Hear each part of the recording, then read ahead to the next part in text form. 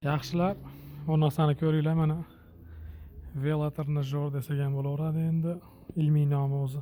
Qanaqa ekan bilmayman mana endi. Xudo xolasa mana oyog'iga ham, qo'liga ham ekan mana. Oldiga ham, orqaga ham. Bu yog'i mana oyoqniki. Oyog'iga mana chiqib ketib qolmasin deb bunaqa remellar qilingan. Mana. Ham oldiga, ham orqaga aylanaveradi. Muammosi yo'q. Bunga bitta jazosiga mana bunaqa o'rindiq qilinadi. Shu o'rindiqqa o'tkazib, bemalol oyog'ini ham, qo'lini ham mana velosiped tepgandaqa tepaveradi. Chiqib ketadigan bo'lsa bunaqa baylab qo'yadi yoki bunaqa mana remellari bo'ladi. Yoki remel o'zi olsanglar bo'laveradi, sotadi ham. Remel bilan oyog'ini ham, qo'lini ham baylab qo'ysa bo'laveradi mana bemalol.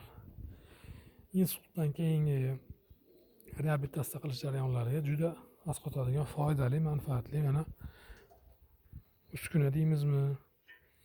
Velotrенажер desak, maqsadga muvofiq bo'lsa kerak. Rahmat katta.